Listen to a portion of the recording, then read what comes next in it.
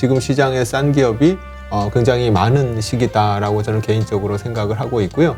저 같은 경우는 결국 기업이라는 거는 미래에 돈을 벌기 위해서 존재를 하는 게 이제 기업이라고 생각을 해서요. 그 퍼라든지 이런 지표를 찾아내는 거나 또는 뭐 어떤 기법을 찾아내는 거나 이런 거보다 투자 철학이 저는 굉장히 더 중요하다고 생각을 합니다. 장기 투자라는 게 무조건 사놓고 뭐 10년, 20년 들고 가겠다는 게 저는 장기 투자는 아니라고 생각을 합니다.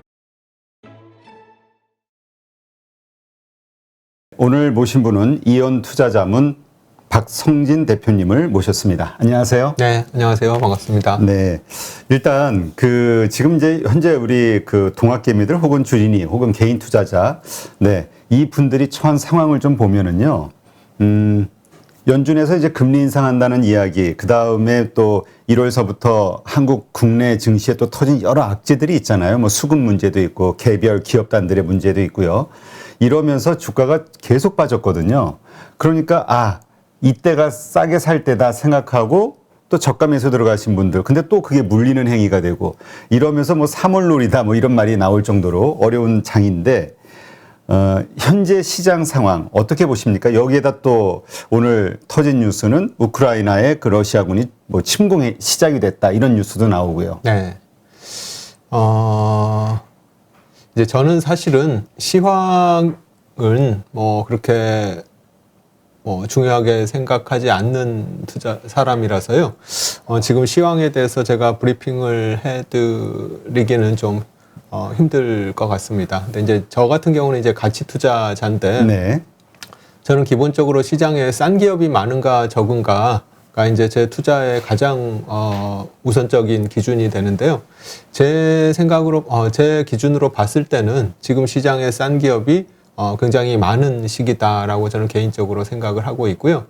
근데 이제 그렇다 하더라도 그럼 뭐 아무 기업이나 산다고 다 수익을 낼 수 있는가 하면 이제 그렇지는 않다고 봅니다. 예를 들면은 지난 2020년 3월 코로나로 이제 시장이 완전히 박살났을 때, 그때는 정말 뭐 아무 주식이나 사도 사실은 뭐 최소한 50%에서 뭐 200% 뭐 이렇게 수익이 났었을 이제 그런 시장인데요. 네.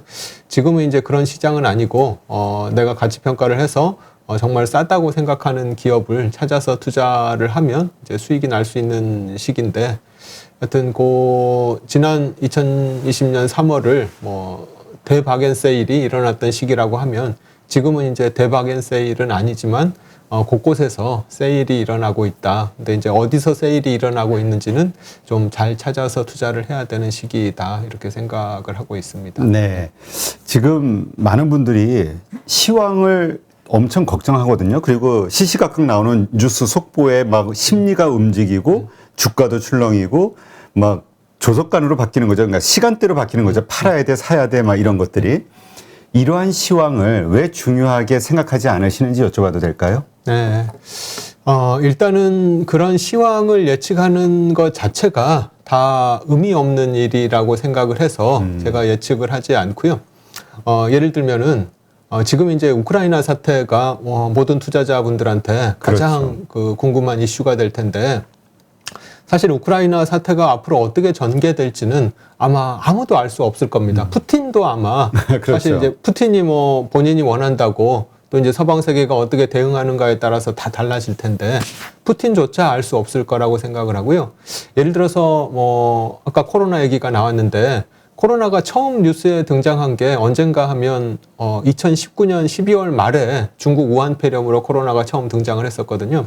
근데 그때 기억을 되살려 보시면은 그 우한 폐렴이 이렇게 2년이 넘게 전 세계를 괴롭힌 이런 엄청난 바이러스가 되리라고 생각했던 사람은 아마 아무도 없었을 겁니다. 그렇죠. 그리고 또 그 코로나 영향으로 2020년 3월에 이제 주식시장이 완전히 박살이 났었는데, 또 그 시점으로 돌아가 보면 불과 그 시점에서 1년도 안 돼서 주가지수가 3,000을 깨고 역사적인 신고가를 내리라고 생각하는 사람 역시 아마 그 당시에 거의 없었을 거라고 생각을 하고요. 그래서 그것처럼 우리가 그 미래 주식시장이나 뭐 그 주가지수가 어느 정도나 될지, 앞으로 어떻게 대처를 해야 될지 이런 거를 예측하는 거는 저는 무의미하다고 보고요.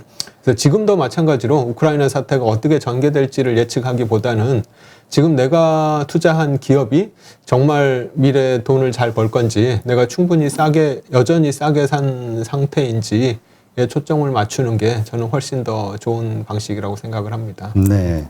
그러니까 그 시장 상황보다는 이제 기업, 내가 네. 들고 있는 기업 혹은 가지고 싶어 하는 주식에 대한 네. 상황. 네. 이거를 이제 가치를 이제 따져보자 이 말씀이신데 네. 사실 그 밸류에이션 이 가치를 따지는 거에 대해서 이 개인 투자자들은 되게 어렵게 생각하거든요. 네. 네. 어떠한 기준으로 우리가 이거는 좀 싼 기업이다 이렇게 생각해 볼 수 있을까요? 그 기업이라는 게 결국은 돈을 벌기 위해 이익을 내기 위해서 존재하는 게 기업이라서요.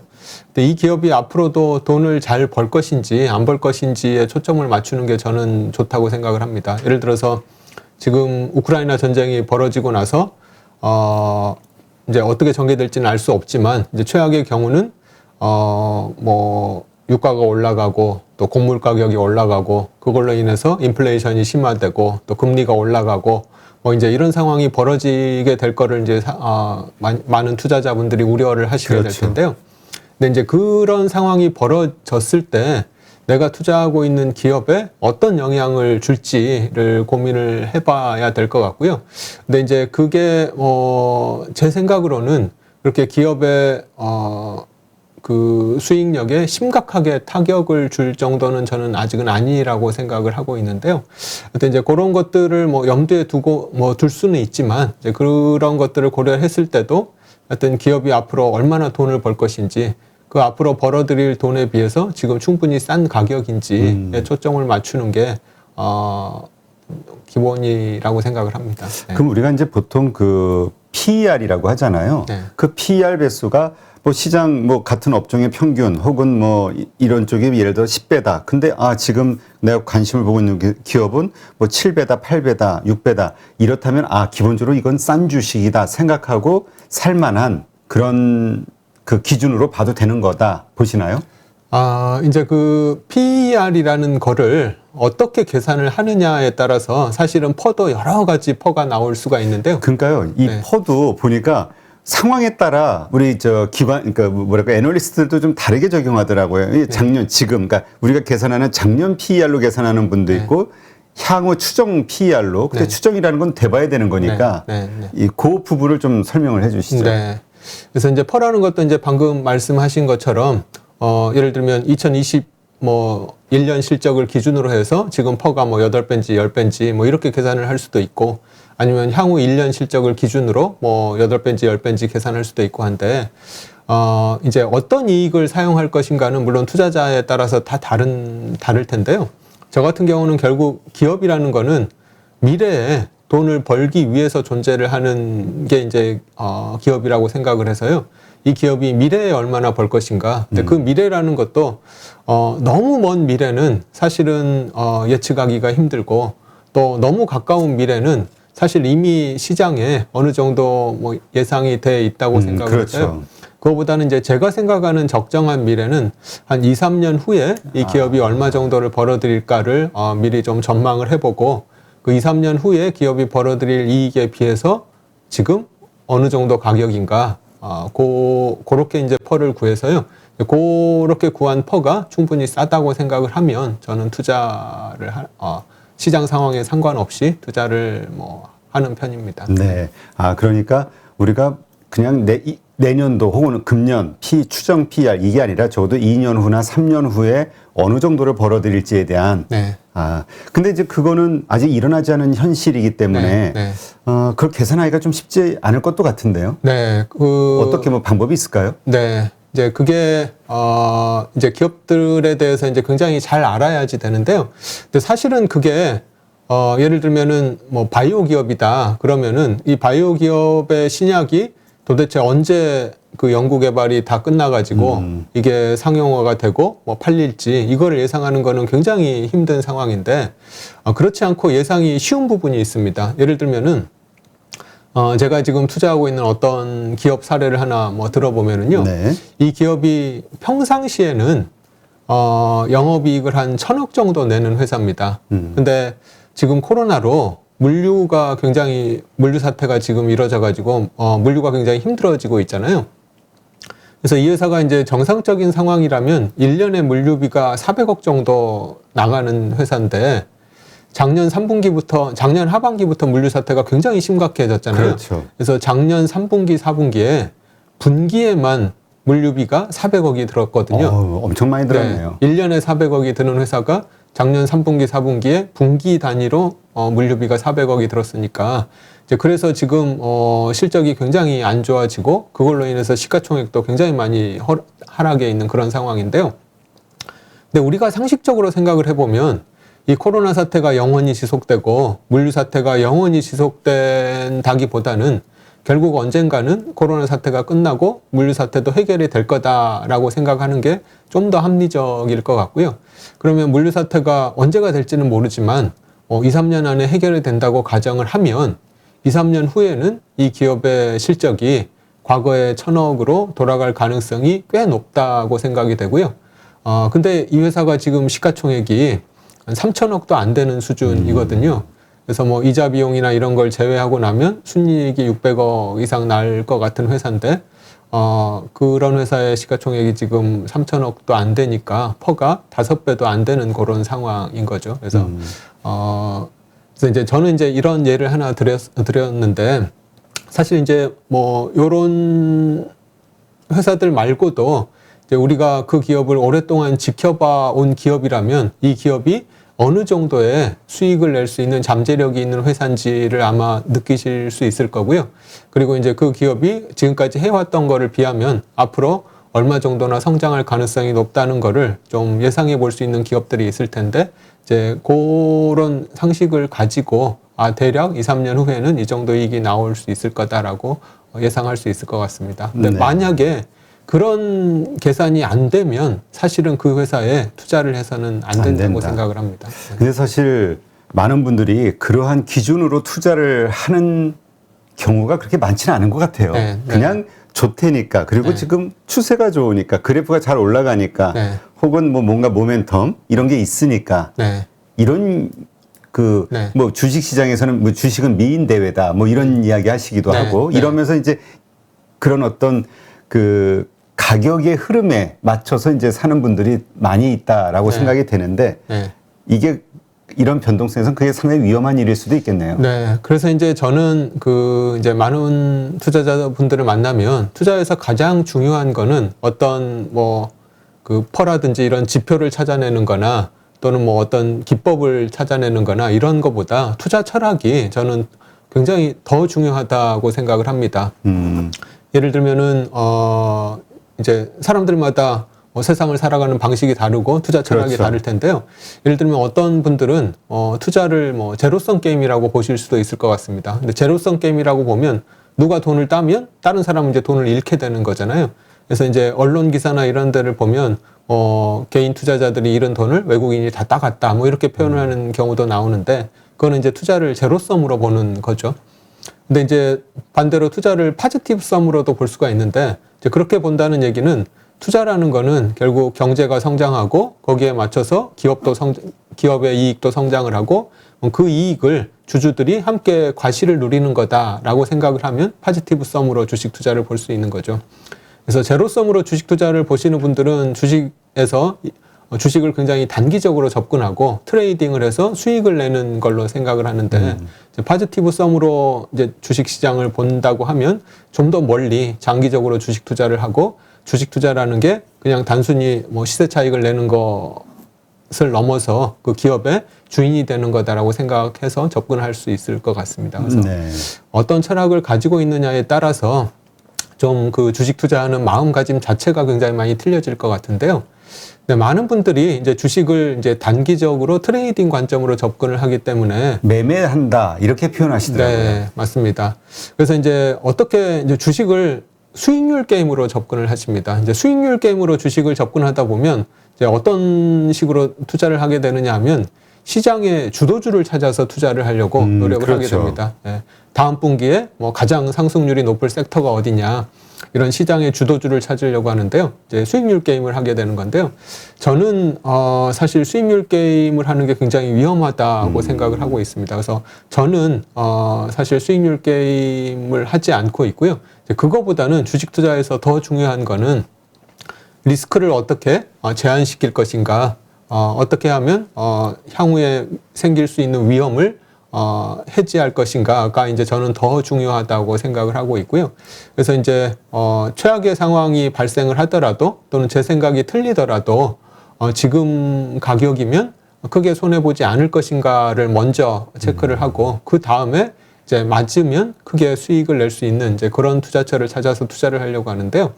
아까 조금 전에 제가 설명드렸던 그 예를 들었던 기업 같은 경우 3년 정도 안에 물류 사태가 끝나고 예전의 수익을 회복을 하면 한 2배 이상의 수익이 가능해 보인다라는 투자 아이디어를 가지고 제가 투자한다고 얘기를 드렸잖아요. 네. 근데 이제 그런 투자를 하려면 3년을 기다리겠다는 마음가짐으로 투자를 해야 됩니다.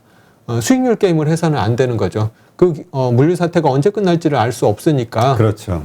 뭐 다음 달에 끝날지, 뭐 1년 후에 끝날지, 2년 후에 끝날지 알 수가 없으니까, 또 언제 끝날지는 알 수 없지만, 하여튼 3년 정도는 내가 기다리겠다는 마음가짐으로 투자를 하는 건데요. 그래서 이제 그 수익률 게임을 하는 투자하고는 전혀 좀 다른 방식이죠. 그리고 이런 투자를 하게 되면 사실 우크라이나 사태가 어떻게 전개될지가 그렇게 크게 저는 신경 쓸 일이 아니라고 생각을 하고 있습니다. 물론 이제 이 회사가 하고 있는 그 비즈니스에도 우크라이나 사태로 뭐 환율이 오르고 뭐 금리가 영향을 받고 이렇게 하면 이 회사도 간접적으로 계속 영향을 물론 받을 수밖에 없겠지만 그렇다 하더라도 이 회사의 근본적인 비즈니스 경쟁력이 저는 그렇게 크게 망가지지는 않는다고 생각을 해서요. 그래서 이렇게 좀 멀리 보고 투자를 하면 그런 우크라이나 사태라든지 또는 이제 우크라이나 사태 전만 하더라도 뭐 테이퍼링이나 금리 인상이나 인플레이션이나 이런 여러 가지 이슈들이 나왔었는데 그런 거에서 좀 더 마음 편하게 좀 대할 수 있지 않을까 생각합니다. 네. 이게 그 말씀하신 대로 그 투자 철학이 중요하다. 말씀하신 우리 박성진 대표님의 투자 철학이라고 저희가 이해하면 될까요? 네. 네. 그러면 이런 그 심리에 대해서는 어떻게 보세요? 그러니까 결국 돈을 벌고 싶은 거잖아요. 우리가 투자를 한다는 거는. 근데 그렇게 우리 가치 투자를 해서 돈을 벌 수 있을까? 한국 시장에서 성장주를 잘 매매를 해야 돈을 벌게 되는 거 아닐까? 그래서 잘 오를 때 잘 치고 빠져야 돈을 버는 게 아닐까라고 생각하는 분들도 의외로 많아요. 네. 왜냐하면 지금 한국 시장의 흐름이 그런 걸 보여줬기 때문에 그 부분에 대해서는 어떻게 생각하세요? 이제 물론 시장에서 돈을 버는 방법은 무수히 많이 있을 겁니다. 저는 이제 가치 투자자지만 가치 투자를 해서만 돈을 벌 수 있다고는 저도 생각하지 않고 있고요. 예를 들면 데이 트레이딩을 통해서도 얼마든지 뭐 수익을 내는 분들이 있다는 걸 저도 알고 있고 또 뭐 성장주 투자로도 큰 수익을 내는 분들이 있다는 걸 저도 알고 있습니다. 그래서 가치 투자만이 돈을 벌 수 있는 유일한 방법이다라고 저도 뭐 주장하고 싶은 생각은 없고요. 근데 그럼에도 불구하고 일반인들이 가장 쉽게 따라할 수 있고 또 안정적으로 수익을 낼 수 있는 방법이 저는 가치 투자라고 생각을 하는데요. 그 이유 중에 하나가 예를 들면 데이 트레이딩 같은 경우 물론 데이 트레이딩을 통해서 돈을 버는 분들이 물론 존재하지만 그 사람들이 도대체 어떤 노하우를 가지고 어떤 방식으로 데이 트레이딩을 해서 돈을 버는지는 따라하기가 굉장히 어렵습니다. 성장주 투자도 마찬가지로 이제 많은 분들이 최근 한 3, 4년의 경험을 바탕으로 성장주 투자를 해야지 돈을 버는구나 이렇게 생각을 하실 텐데요. 그게 이제 최근 상황이 이제 성장주 투자가 많이 올라가는 장세라서 그렇지 항상 그렇지는 않거든요. 그렇죠. 근데 이제 제가 볼 때는 지금 여러 가지 금리 상황이나 이런 거를 보면 성장주가 이제 한풀 꺾여서 하락할 가능성이 저는 더 높다고 보는데 오히려 지금 성장주 투자를 하면 오히려 꼭지에 성장주를 잡아서 굉장히 힘든 시기를 겪게 될 가능성이 저는 높다고 봅니다. 그래서 하여튼 이제 자기한테 가장 맞는 투자 방법을 찾아서 투자를 해야 될 텐데요. 저는 이제 개인 투자자들이 가치 투자가 이제 가장 쉽게 따라할 수 있다고 생각을 하고 또 가치 투자로 돈을 벌 수 없다고 생각하시는 분들이 꽤 많은데 그거는 이제 방금 얘기 드린 것처럼 최근 한 3, 4년 동안 성장주 장세가 펼쳐져서 이제 그런 생각을 가지게 되신 것 같고요. 근데 이제 저 자신만 하더라도 2000년 초반부터 지금까지 20년 넘게 가치 투자를 해 왔는데요. 가치 투자를 해서도 충분한 수익을 계속 올려왔었고, 근데 제 주위에 여러 투자 동료들이 있는데, 그 투자 동료들도 가치 투자로 해서 큰 수익을 내신 분들이 많이 있습니다. 근데 이제 물론 최근 3, 4년만을 놓고 본다고 하면 성장주 장세가 최근 3, 4년에 펼쳐져서 최근 3, 4년은 가치 투자자가 성장주보다는 약간 좀 수익률이 떨어진 건 사실인 것 같습니다. 네. 그렇다면 우리가 상당히 좀 근본적인 질문인데, 이 한국 시장에서도, 왜냐하면 한국 시장의 주식의 특징은 그냥 일반적으로 생각하기에 오르다가 다시 내려오고, 그러니까 박스권 장세라고 보통 생각을 하잖아요. 주식의 흐름도 일반적으로. 그렇기 때문에 타이밍을 맞추지 못하면은 올랐다가 그래서 일시적으로 수익이 된다 하더라도 다음에 보면 또 빠져 있고 마이너스가 돼 있고, 이런 일들이 반복이기 때문에 장기 투자는 어렵다라고 생각하시는 분들이 있거든요. 네. 이 부분은 동의하시나요? 네. 이제 장기 투자라는 거에 대해서 이제 많은 분들이 좀 잘못 받아들이시는 부분이 있는 것 같은데요. 장기 투자라는 게 무조건 사놓고 10년, 20년 들고 가겠다는 게 저는 장기 투자는 아니라고 생각을 합니다. 물론 이제 그런 투자를 지향하시는 분도 물론 있긴 할 텐데요. 저는 아까도 얘기 드렸지만 너무 먼 미래의 기업 이익을 우리가 지금 예측하는 거는 불가능하다고 생각을 하고요.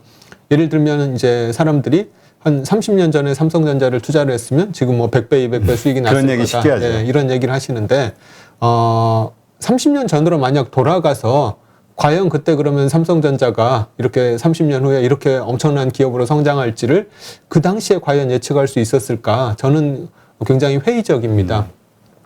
제 기억으로는 그때 삼성전자나 LG전자나 시가총액 차이가 거의 나지 않았습니다. 거의 많이 나도 한 2배 이런 정도 수준이었지 지금처럼 이렇게 엄청난 차이가 나지 않았었거든요. 마찬가지로 그러면 지금 삼성전자를 사면 30년 후에 100배 수익이 날 것인가? 저는 그것도 굉장히 회의적이라고 보거든요. 그렇죠. 그래서 이제 너무 먼 미래를 무조건 사서 10년, 20년 들고 가는 게 장기 투자는 아니고요. 제가 생각할 때는 적정한 예측이 어느 정도, 물론 이것도 100% 맞출 수는 없지만 어느 정도 가능한 예측이 저는 2, 3년 후 정도라고 생각을 하고요. 그래서 아까 얘기 드린 그 회사도 2, 3년 안에는 상식적으로 생각을 했을 때 물류 사태가 끝날 가능성이 꽤 높다고 생각을 하고 그러면 이제 그때 이익이 증가하는 거를 이제 고려를 해서 저는 투자를 하는 건데요. 그래서 투자를 해놓고 무조건 막무가내로 기다리는 투자가 장기 투자는 아니고 내가 투자한 기업이 정말 내 아이디어대로 되는지 계속 모니터링 할 필요가 있고 만약 내 생각대로 된다고 하면 1년, 2년, 3년 계속 들고 가는 거고 만약 내 생각하고 좀 다르게 상황이 전개되거나 기업 실적이 안 나오거나 하면 저는 매도를 해야 된다고 생각을 합니다. 네, 그렇군요. 그러니까 이렇게 변동성이 심하고 여러 가지 노이즈가 있는 장세에서는 마음 편하게 또 수익을 낼 수 있는, 그러니까 우리 뭐라 그럴까, 일반 보통 평범한 사람들이 그거는 결국 시간과의 싸움. 네. 그러니까 가치 있는 주식을 사서 오래 버티는 거, 네. 이거라고 보시는 거군요. 네. 그래서 저는 이제 그게 제 투자 경험으로 보면 3년 정도 기다릴 생각을 하고 투자를 하면 사실은 옛날 말에 10년이면 강산도 변한다고 하잖아요. 근데 제가 투자를 해보면 3년이면 사람들의 생각이나 기업들의 실적도 굉장히 많이 바뀌어 있습니다. 그래서 지금은 굉장히 안 좋은 상황에 처해 있는 기업도 3년 후면 많이 바뀌어 있는 경우도 많이 있고요. 또 지금은 많은 사람들이 다들 성장주를 외치지만 또 3년 후에는 사람들의 생각이 굉장히 많이 바뀌어 있을 거라고 생각을 합니다. 네, 그러니까 가장 펀더멘털적으로 좋은 가치 있는 이것이 이제 결국은 우리 개인들이 돈을 벌 수 있는 방법이다. 네. 이렇게 이해를 하면 되겠네요. 네. 네, 알겠습니다. 근데 그것만 유일한 방법은 물론 아니겠지만, 하여튼 이제 제가 추천드린 쉬운 방법. 네, 방법. 네. 네, 알겠습니다.